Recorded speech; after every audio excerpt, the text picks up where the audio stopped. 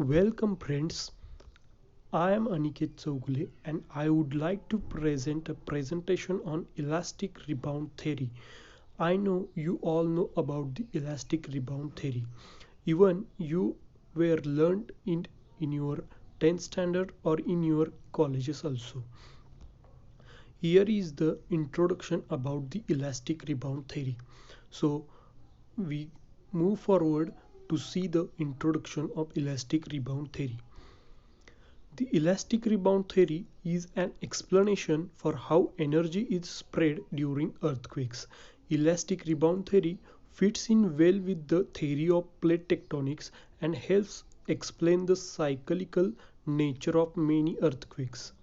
As the earth crust deforms, the rocks which span the opposing sides of a fault are subjected to shear stress.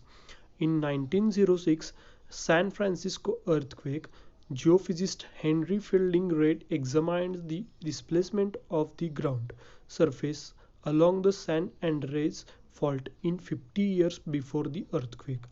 He found evidence for 3.2 meters of bending during that period. He concluded that the earthquake must have been result of elastic rebound. Here are the stages of earthquake based on the elastic rebound theory. The 5 stages of an earthquake are based on elastic rebound theory, which geologist Henry Fielding Reid devised after the great 1906 San Francisco earthquake. First one is the elastic buildup, second one is dilatancy, third one is influx of water, fourth one is earthquake, and last one is the aftershocks. So we move forward and see in detail about the 5 stages of earthquake. First one is the elastic buildup. The elastic rebound theory is based on the concept that the earthquakes result from forces nowhere near the actual earthquake. The first stage of an earthquake is the gradual buildup of elastic strain, which occurs over thousands of years. When both sides of the fault move, the elastic strain builds up in the rock slowly, compressing the rock particles together. Second one is dilatancy. Stage 2 occurs when the rocks in the earth packed together as closely possible. The rocks must then expand by way of cracking to increase the amount of space they occupy. This process is called a dilatancy. As small cracks form, the water inside the pores of the rocks is forced out and air is let in. As a result, the rocks become stronger. The process allows the rocks to hold even more elastic strain. Third one is the influx of water. Stage 3 occurs when the water that has seeped out of the rocks is forced back in because of surrounding pressure, similar to the way water fills a hole in sand. As the water is forced back in, the rock loses its strength.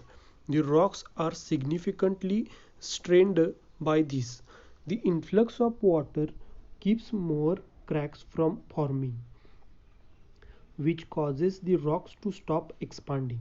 The water latter eventually serves as a lubricant when the elastic strain that has been building up over time is released.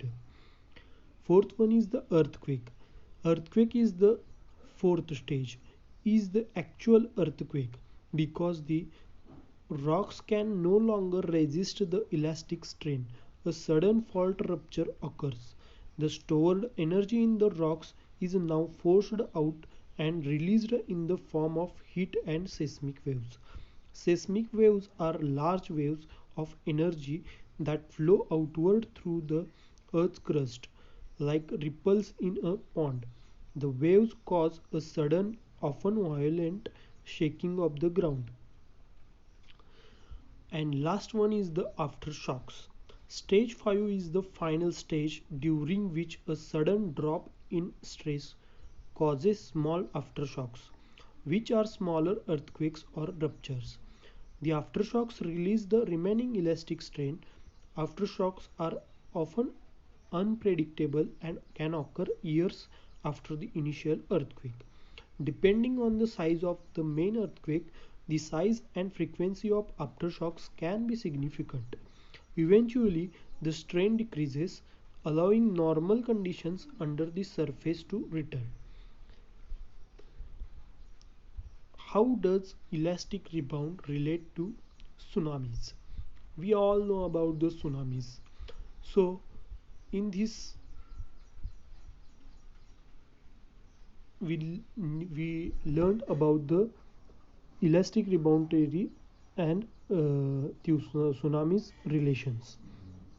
During an earthquake, the ground shakes as stored up energy is released from rocks.